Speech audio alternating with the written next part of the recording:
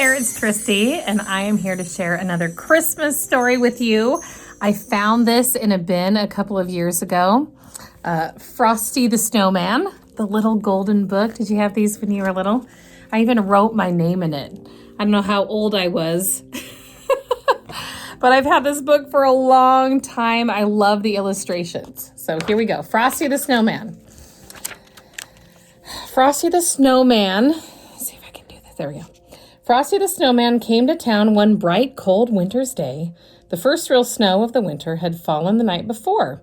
In the morning, out came the children, and they started to roll snowballs. Round and round the snowy yard, they rolled the snowballs. Soon they had two fine, big ones. Round and round the yard again, there was a little snowball, just the right size for a snowman's head. Billy ran home and brought 2 bits of coal to use for the snowman's eyes. Sally gave him a button nose and a funny corncob pipe. Tommy brought floppy galoshes and a scarf for the snowman. And Joe brought him a pair of old red mittens to wear. Now we need a hat, said Sally and Joe. So they all began to look around. Sally found an old cap, but it didn't look just right. Billy found a battered felt hat, but it still didn't seem right. Just then down the street came a whistling wind, and it blew to their feet a shiny top hat. Just what we need, cried Sally and Joe. It's like magic, said Billy and Tommy. It was Tommy who picked up the shiny top hat and put it on the snowman's head.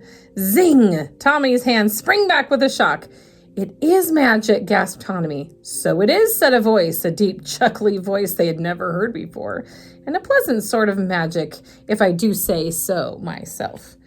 It's the snowman, whispered Sally. And so it was. Frosty the Snowman at your service, he said. That's how Frosty the Snowman came alive. If you've never had a snowman for a friend, you can scarcely imagine all the fun those children had. For Frosty took them coasting and never had their sleds slid so swiftly and so far. Frosty helped them build a snow house and never had blocks packed so firmly and as well. They all went ice skating, and the magical part was that while they were with Frosty, the children could stay out and play in the snow, and they never got shivery cold. Was it Frosty's warm heart or his magical smile? Whatever it was, they thought it was fine. Each morning when the children came out to play, Frosty had a wonderful plan all set. One morning he said, "Let's go shopping today. I've never seen a store, you know." So they all joined hands and away they skipped, off toward the town where the shops stood in rows. It was fun showing Frosty around, for he thought every window was wonderful. All around the town they led Frosty that day, while the warm wintry sun shone down. Soon they came to a corner, and around the corner came a warm, gusty wind. Off went Frosty's hat, and away went Frosty after it. Then, tweet, sang the traffic cop's loud whistle, and the children could not follow Frosty because traffic streamed by, buses and trucks and cars. Tweet, went the traffic cop's whistle again. The crossing stood empty before them now, but there was not a sign of Frosty to be seen. Only his top hat rolled down the street, all by itself in the melting snow.